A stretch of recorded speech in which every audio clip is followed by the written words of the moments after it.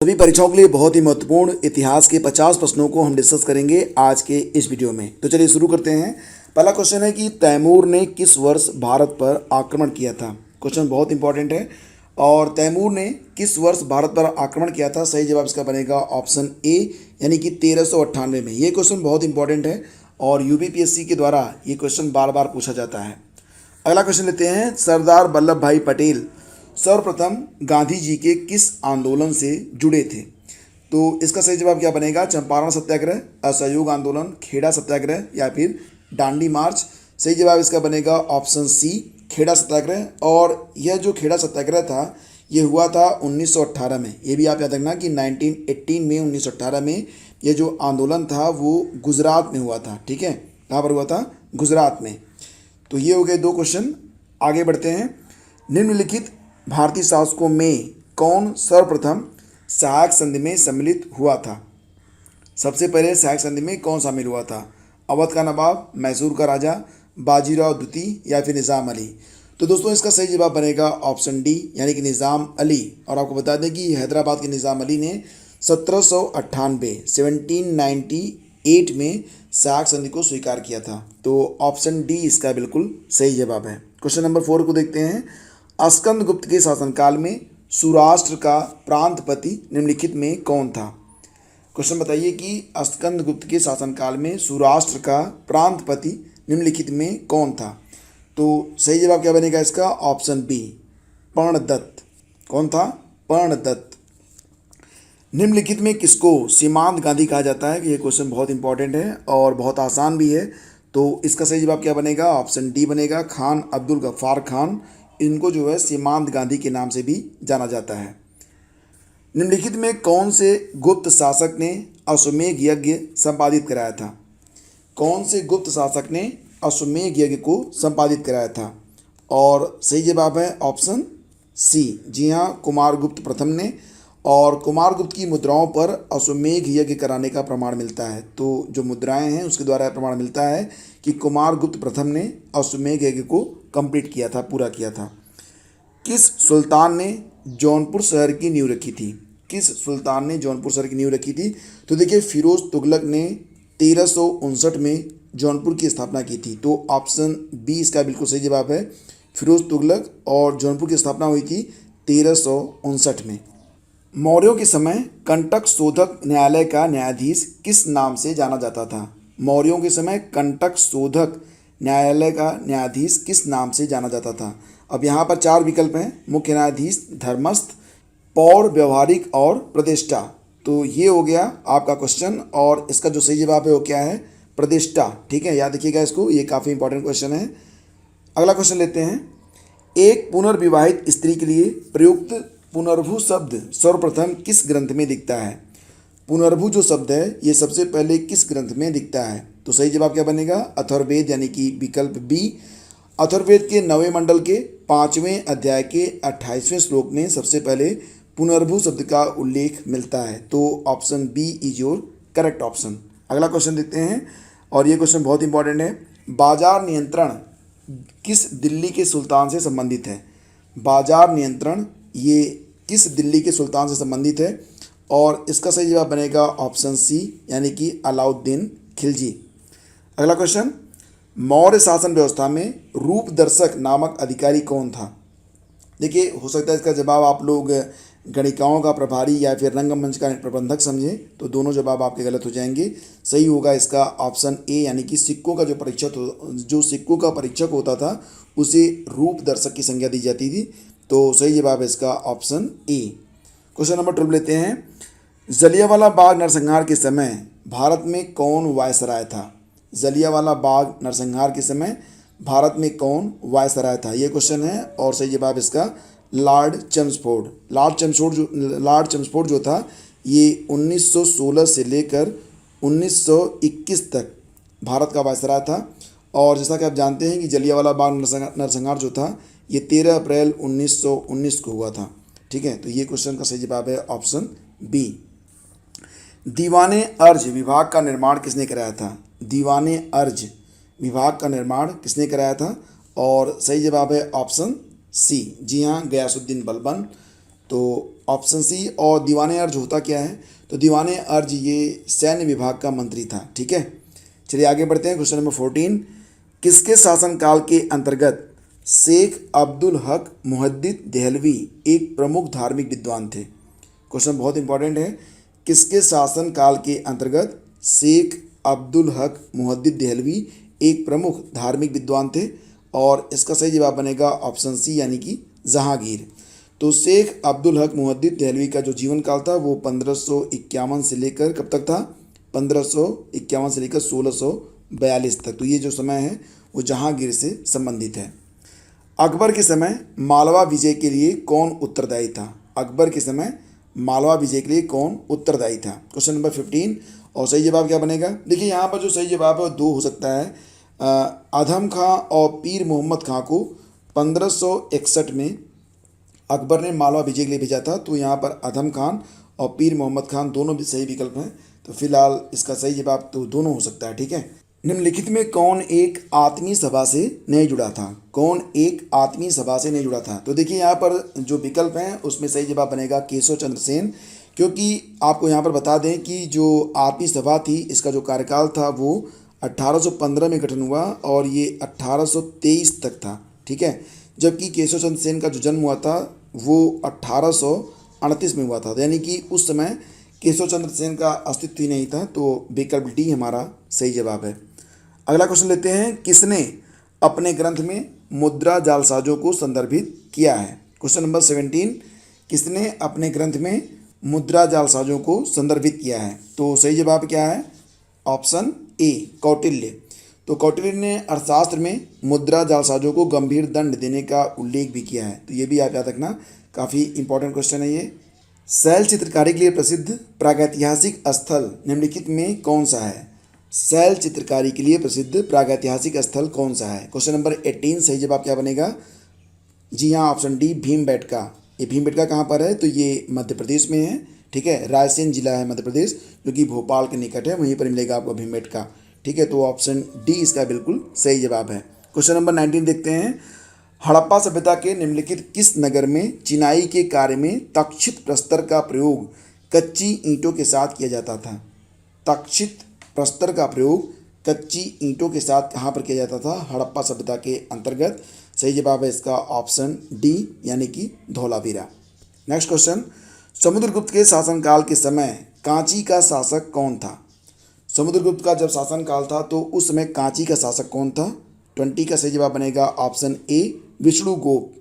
ठीक है, अगला क्वेश्चन, शेरशाह के शासन के समय किस विभाग का अध्यक्ष राज्य की आय और व्यय की देखभाल करता था? शेरशाह के शासन के समय किस विभाग का अध्यक्ष राज्य की आय और व्यय की देखभाल करता था? सही जवाब बनेगा इसका दीवाने वजारत। दीवाने वजारत जो होता था वो राज्य की आय और व्यय की देखभाल करता था। किसने वर्नाकुलर प्रेस एक्ट समाप्त किया? देखिए जैसा कि आप जानते हैं कि वर्नाकुलर प्रेस एक्ट को शुरू किया गया था लॉर्ड लिटन के द्वारा और इसे समाप्त किया गया था लॉर्ड रिपन के द्वारा। तो ऑप्शन बी इसका बिल्कुल सही जवाब है। लॉर्ड रिपन ने 1881 में इसे समाप्त किया था, जबकि इसे शुरू किया था लॉर्ड लिटन ने कब? 1878 में। ठीक है, तो ये दोनों समय भी आप याद रखना। और एक किताब है ब्रह्मोपासना, निम्नलिखित में किससे संबंधित थी? ये जो ब्रह्मोपासना नामक किताब है ये किससे संबंधित है? और इसका सही जवाब क्या बनेगा? जी हाँ, ब्रह्म समाज, ऑप्शन डी। ठीक है, क्वेश्चन नंबर 24, भू राजस्व के निर्माण के लिए, भू राजस्व के निर्धारण के लिए निम्नलिखित किस चोल शासक ने अपने राज्य में भूमि सर्वेक्षण को प्रारंभ कराया था? तो क्वेश्चन नंबर 24 का सही जवाब क्या बनेगा?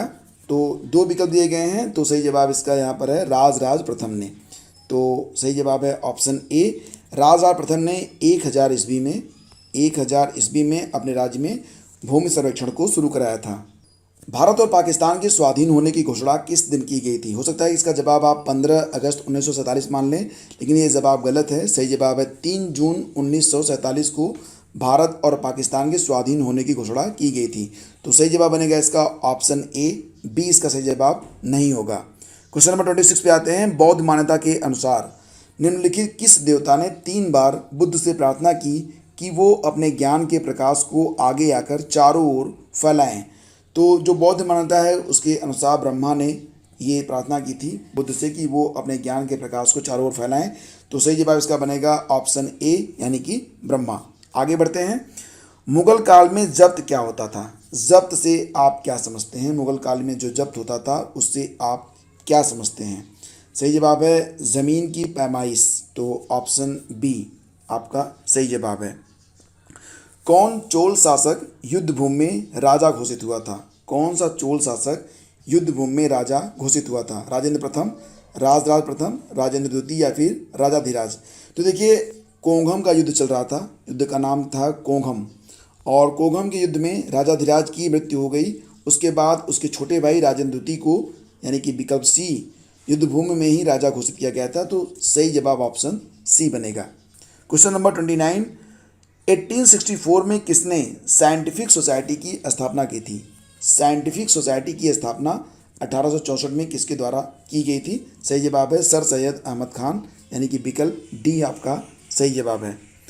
किसकी अध्यक्षता वाले कांग्रेस अधिवेशन में असहयोग आंदोलन का प्रस्ताव पारित हुआ था? किसकी अध्यक्षता वाले कांग्रेस अधिवेशन में असहयोग आंदोलन का प्रस्ताव पारित हुआ था? और इसका जो सही जवाब है वो क्या बनेगा? चार विकल्प हैं, पी सीतारामैया, जवाहरलाल नेहरू, मोतीलाल नेहरू और लाला लाजपत राय। और सही जवाब इसका बनेगा ऑप्शन डी लाला लाजपत राय। आपको बता दें कि 1920 में कलकत्ता में कांग्रेस के विशेष अधिवेशन में लाला लाजपत राय की अध्यक्षता में असहयोग आंदोलन का प्रस्ताव पारित किया गया था। अगला क्वेश्चन लेते हैं। सम्राट अशोक की निम्नलिखित रानियों में किसका नाम उसके अभिलेख में उल्लिखित है?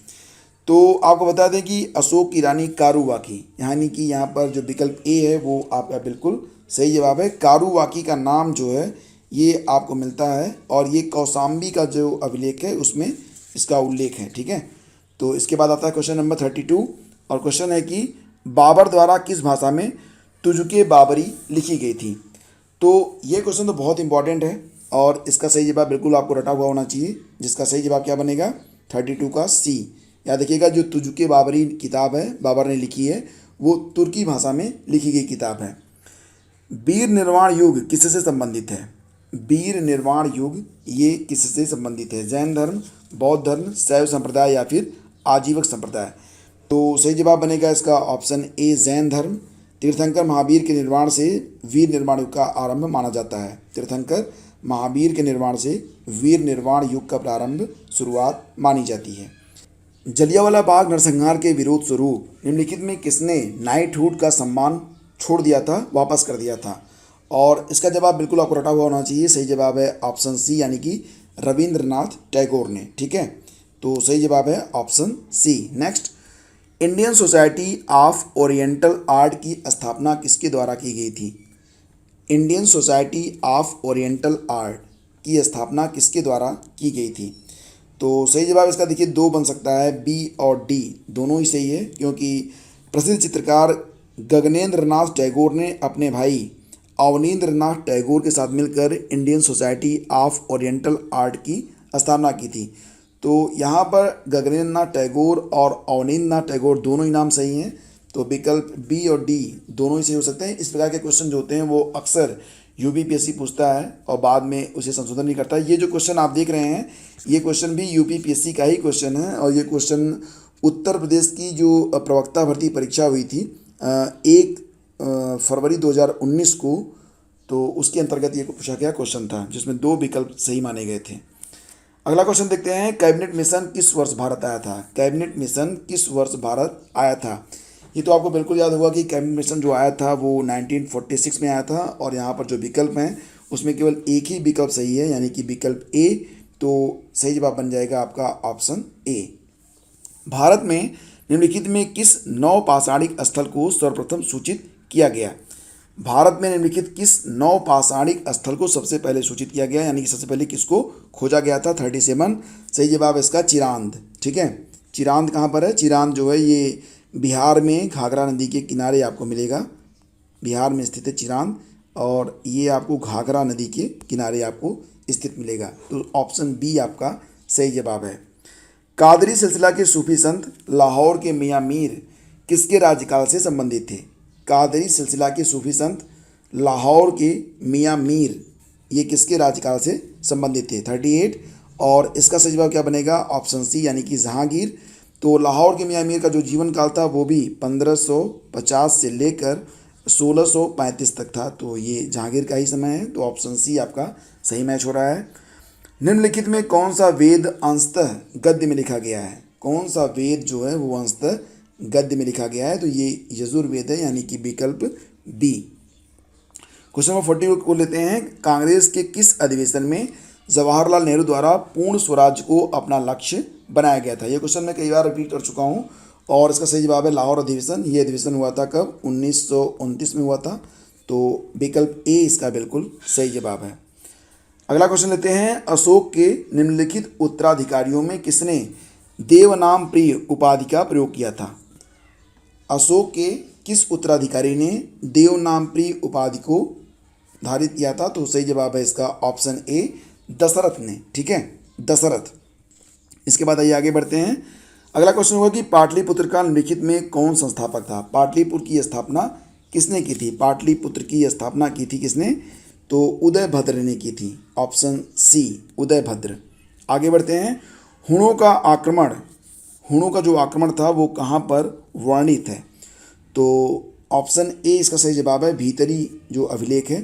तो स्कंदगुप्त का जो भीतरी अभिलेख है उसमें और जूनागढ़ अभिलेख दोनों में, ठीक है, जूनागढ़ अभिलेख और भीतरी अभिलेख दोनों में स्कंदगुप्त द्वारा हुणों के आक्रमण को विफल करने का उल्लेख किया गया है। तो फिर से दो विकल्प यहाँ पर सही हो रहे हैं। ठीक है। 23वें तीर्थंकर पार्श्वनाथ निम्नलिखित किस स्थान के रहने वाले थे। 23वें तीर्थंकर पार्श्वनाथ निम्नलिखित किस स्थान के रहने वाले थे, और इसका जो सही जवाब है वो क्या बनेगा फ्रेंड्स, इसका सही जवाब बनेगा ऑप्शन सी यानी कि बनारस। ठीक है, याद रखना इसको। भारत छोड़ो प्रस्ताव किस दिन पारित हुआ था, ये क्वेश्चन भी बहुत इंपॉर्टेंट है। भारत छोड़ो प्रस्ताव ये किस दिन पारित किया गया था, 45। सही जवाब है ऑप्शन बी 8 अगस्त 1942। ठीक है, 8 अगस्त 1942 को बम्बई, जो वर्तमान मुंबई है, उसमें यह प्रस्ताव पारित किया गया था। 46 को देखते हैं। जैन परंपरा के अनुसार 22वें तीर्थंकर नेमिनाथ किससे संबंधित थे। तो जैन परंपरा के अनुसार जो 22वें तीर्थंकर थे नेमिनाथ, उनका जो संबंध है वो किससे है, सही जवाब है ऑप्शन बी कृष्ण से। ठीक है, 22वें तीर्थंकर नेमिनाथ श्री कृष्ण के चचेरे भाई माने जाते हैं। अगला क्वेश्चन लेते हैं। मोहम्मद बिन तुगलक द्वारा अपनी सांकेतिक मुद्रा में किस धातु का प्रयोग करा गया था। मोहम्मद बिन तुगलक द्वारा जो सांकेतिक मुद्रा चलाई गई थी उसमें कौन सा धातु प्रयोग में लाया गया था, तो याद रखिएगा ये तांबा प्रयोग में लाया गया था। 47 का सही जवाब है ऑप्शन सी। क्वेश्चन नंबर 48 को लेते हैं। निम्नलिखित में किस ग्रंथ में कहा गया है कि जब कोई व्यक्ति संघ में प्रवेश कर पाता है तो वह वर्ण विहीन हो जाता है, यानी कि उसकी कोई भी जाति नहीं रह जाती है, वो जाति विहीन हो जाता है, और ये बात कही गई है अंगुत्तर निकाय में। तो ऑप्शन बी आपका सही जवाब है।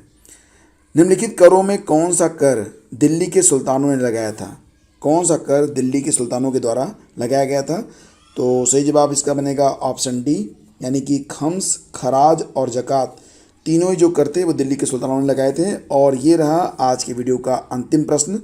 प्रश्न है कि ताम्रपाषाण काल में वृत्ताकार गर्त गृहों की प्राप्ति निम्नलिखित किस स्थल से हुई है, तो नौदा टोली, अहाड़, हड़प्पा या फिर इनाम गांव। सही जवाब इसका बनेगा क्या, जी हाँ इनाम गांव, ऑप्शन डी। और अब एक सवाल आप लोगों से, बताइए कि गौतम बुद्ध द्वारा अपने धर्म में दीक्षित किया जाने वाला अंतिम व्यक्ति निम्नलिखित में कौन सा था। गौतम बुद्ध द्वारा अपने धर्म में दीक्षित किया जाने वाला जो अंतिम व्यक्ति था वो कौन सा था। 4 विकल्प यहाँ पर दिए गए हैं, आनंद, सारिपुत्र, मुगलायन या फिर सुभद्र। तो जो इसका सही जवाब है कमेंट करके फटाफट बताइए। हम मिलेंगे आपसे अगले वीडियो में कुछ और भी दिलचस्प और नए प्रश्नों के साथ। आज्ञा दीजिए, नमस्कार, जय हिंद।